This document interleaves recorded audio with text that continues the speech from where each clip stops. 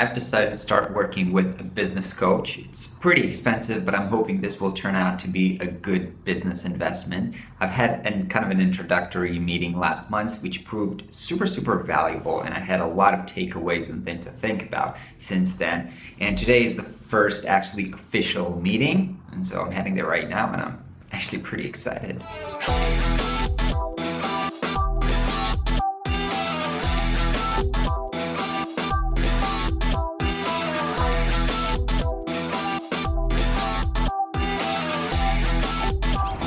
It is hot outside.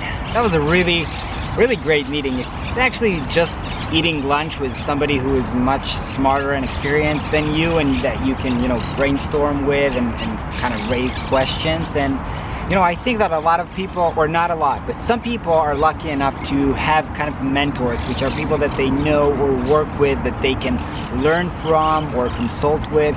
And for some periods in my career, I was fortunate enough to be working with a boss who served like a mentor, or a colleague who taught me a lot. But at this point right now where I'm at, I don't have a lot of mentors, and so I think that actually paying somebody as a coach can be a great solution. And I do feel that I got a lot of value last time and also today. Mainly, even actually before the meeting, I kind of prepared for it. So I kind of listed, I wanted to come prepared, so I listed all the issues and the things that I think that I'm struggling right now, mainly around Prospero, because this is really what I'm trying to work at and improve. And those things range from stuff like, I'm not sure what is most important. Should I deal with pricing? Should I deal with the value? Should I deal with other opportunities? And stuff like the mission, marketing, stuff like that. And so I've raised everything, and we actually came to the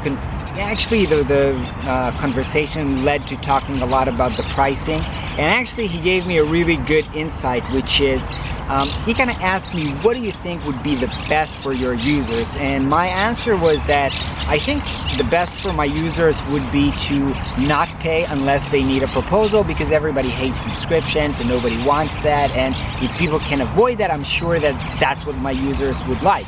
But he said, look, I think you're wrong about this. I think that the best thing for your users will be if you would charge annually. And so people would have to kind of make a commitment to use your tool. And once they paid, they will actually use more, get more value out of it. And by using your tool, they will have more business success. So actually the best thing that you can do for them is charge them annually.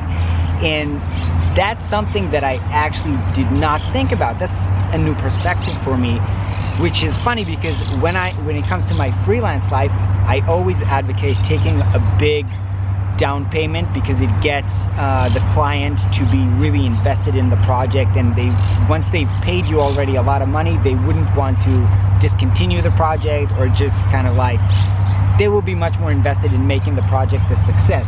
And so usually when I talk to people or when I teach, I tell people charge a lot of money, because when people pay a lot of money, they value what they get in return, and take a big down payment, because then they'll be invested. But I never thought about Prospero in that way, because I guess as a consumer, me myself, I don't like to pay a lot of money, and I don't like subscriptions if I can avoid that.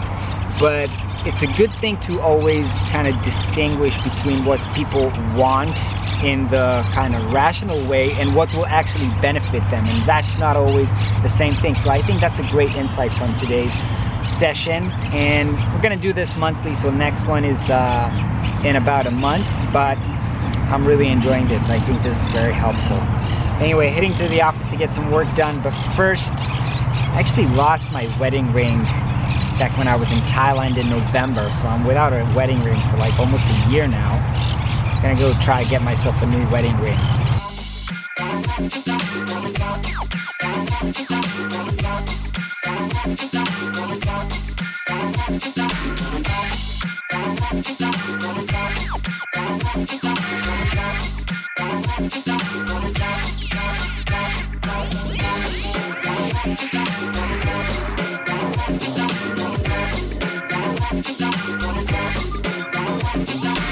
Whoa, I just sent like 15 minutes ago a survey to all of Prospero users regarding what should we charge for Prospero and what are the most important features. And it's just been 15 minutes, but there's so many responses, and the responses actually blew my brain. Not actually about the pricing answers kind of reflect what I had a gut feeling about, but what is the most important features in Prospero, that completely blew me away.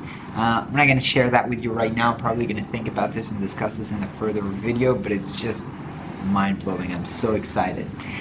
Anyway, I'm going to wrap it up for today. I'm just about to have kind of a Skype call with Paul Jarvis, who is, if you don't know Paul Jarvis, check out, I'll put his link in the description. He's like a super awesome guy who writes books for freelancers, has a course, and all bunch of stuff for people who are running their own business, and I've been following him for like years. First time we're actually going to talk on Skype, so I'm excited for that.